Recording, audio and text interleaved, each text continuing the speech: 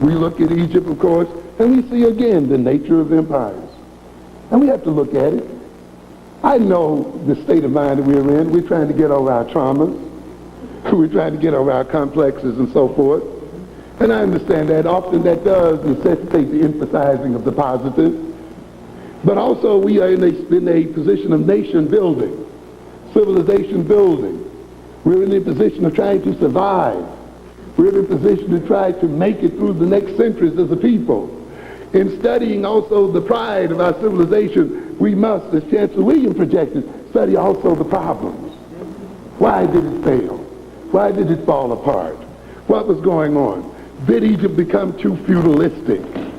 Did it get to a situation where too much of the land was in the hands of its priestly classes or in the hands of its nobles, and the smaller people and lower people having nothing or very little and overworked and overtaxed, such that they too then began to riot and begin to have discontent that ultimately began to disorganize the civilization, particularly as that civilization was attacked by the Asians and by outside forces, and a social system organized along feudalistic lines where you have a major king or emperor, but you have a lot of what?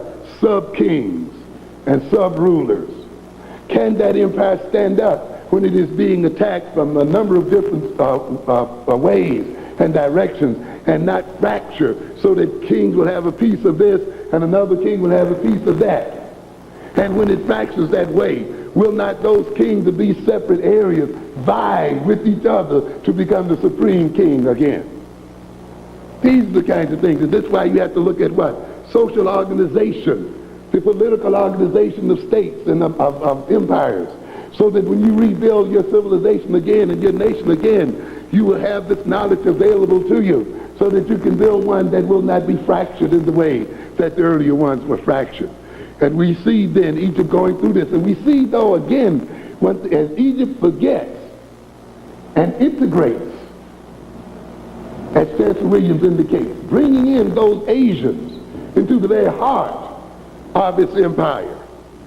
You noted it got at one point where the Asians had replaced African laborers.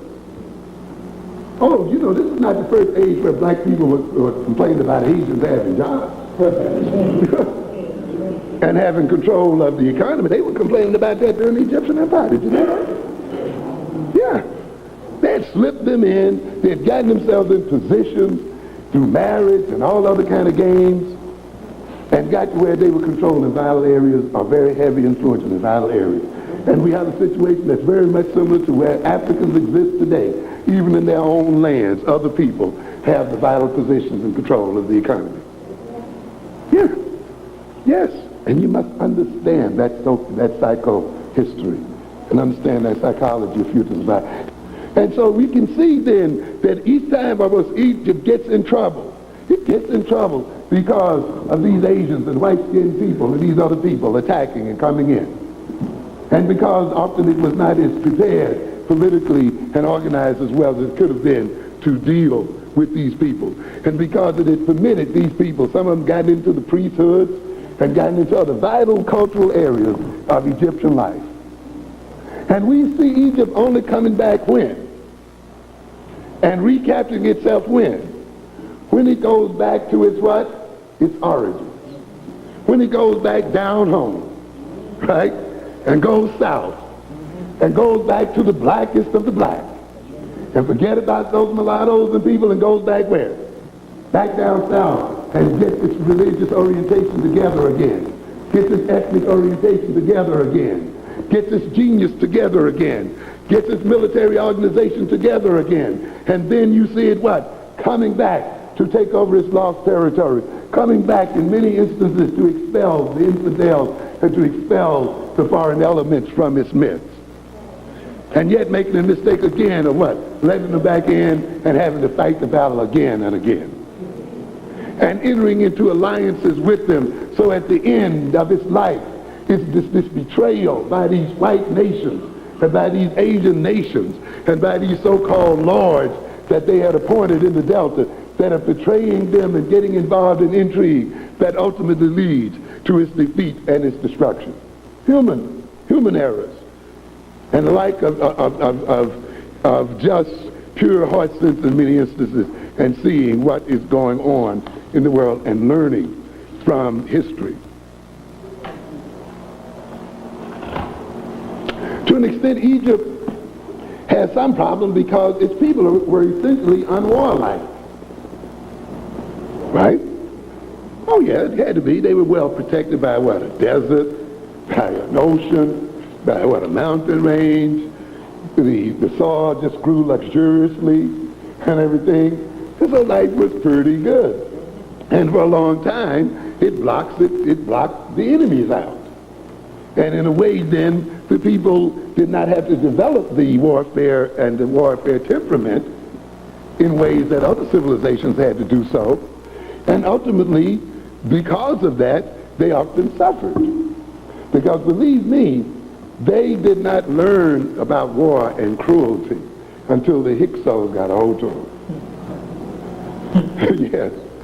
Just like many Africans didn't learn about it until the Portuguese got a hold of them too. Yeah.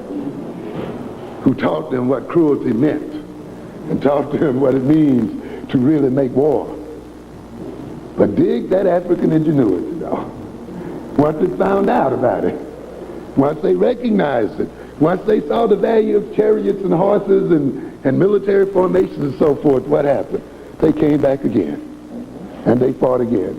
What do you see with the Roman army? Not its numbers, but its strategy, right? Its military what? Formation. Its ability to make a living fort and make that thing and build a square and use that square to decimate hundreds and thousands of its enemies, while its enemies are making what? Frontal and unorganized attacks against it.